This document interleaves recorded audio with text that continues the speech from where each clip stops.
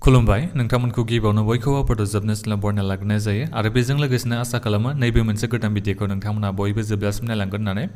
जोंहा पीएम किसान सम्मान निधि योजनानिफ्राय मोनसे गोदान इम्पर्टेन्ट आपडेट ओंखारना फैदों दै दा बेनिखायनो आं बे भिडिअखौ नोंथांमोना लाबोनाय जादों जाहाथे जोबजासिम नायलां नोंथांमोना मा आपडेट फैदों बेखौ मिथिनो हायो चेनेलाव नोंथांमोना सोरबाफोर गोदानै फैदोंबा चेनेलखौ साबस्क्राइब खालामबानो जाबाय जाहाथे नोंथांमोना बेबादिनो गोबां रोखोमनि गभर्नमेन्ट स्किमनि आपडेटनि बागै मिथिनो हागोन भिडिअनि गेजेरजों आरो बेजों लोगोसे नोंथांमोना साख्रिनि आपडेटखौबो बे बड' जबनि गेजेरजों मोननो हायो चेनेलखौ साबस्क्राइब खालामबानो जाबाय बिनि थाखाय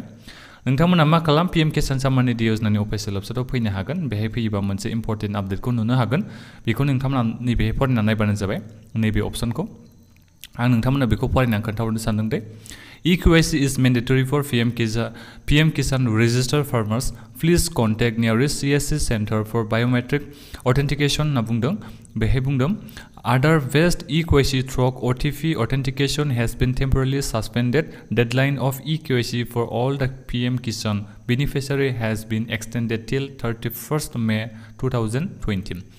बेहाय बुंदों नोङो दायो मबाइलजों एप्लाइ खालामनो हानाय नङा माने OTP अथेन्टिकेशनखौ नोंथांमोना दायो खालामनो हानाय नङा होनना बेहाय बुंदों नोंथांमोना दायो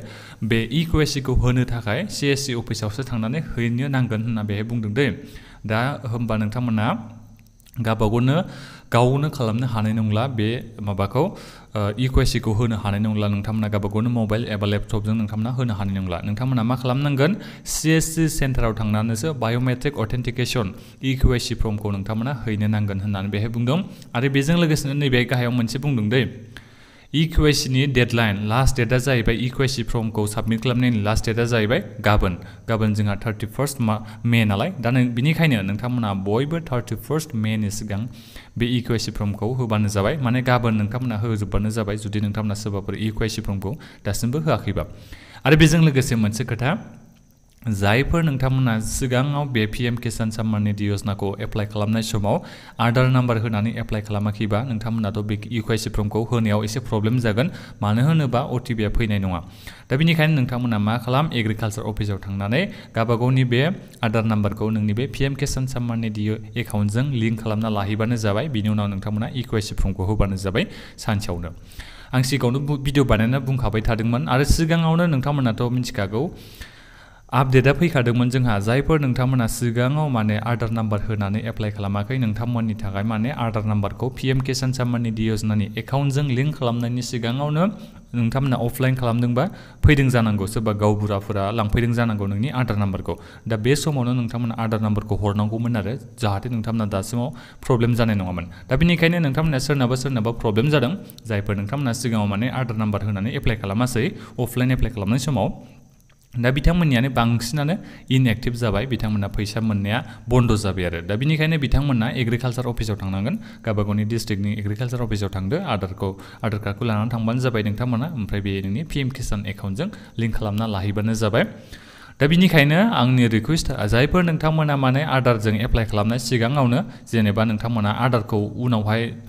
गावबुराया लांफैनायाव नोंथांमोना हरदोंबा अब्ला नोंथांमोना बे माबाखौ बे KYC फर्मखौ होना लाबानो जाबाय बेयो मेन्डेटरि खादै जायफोर नोंथांमोना फैसा मोनबाय थानो लुगैदों नोंथांमोना बे खामानिखौथ' मावनानै लाखानांगोन जुदि नोंथांमोना बे खामानिखौ मावनानै लायाबा इयुनाव नोंथांमोना फैसा हाबनायाव एसे प्रब्लेमबो जानो हागौ दा बेनिखायनो बे KYC फर्मखौ गोख्रै होना ला CSC अफिसाव नोंथांमोना थांनानै खालामहैदो बे KYC फर्मखौ दायो नोंथांमोना गावबागावनो मबाइलजों एबा लेपटपजों खालामनो हानाय नंलिया बेखौ दायो सासपेन्ड खालामनाय जाबाय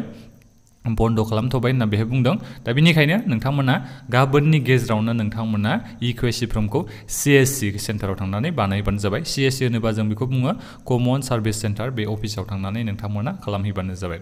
दा बेखिनियानोमोन आसा खालामो नोंथांमोना बयबो बे KYC फर्मखौ थाबैनो खालामना लागोन होननानै लास्ट डेटआ जाहैबाय जोंहा गाबोननो माबाफोर सोंनांगौ दङबा पीएम किसाननि बागैनो नोंथांमोना भिडिअ कमेन्ट बक्सआव कमेन्ट खालामनो हागोन आरो बेबादिनो नोंथांमोना जाहाथे आपडेट मोनबाय थानो हायो बिनि थाखाय नोंथांमोना चेनेलखौ साबस्क्राइब खालामबानो जाबाय गोजोन्थों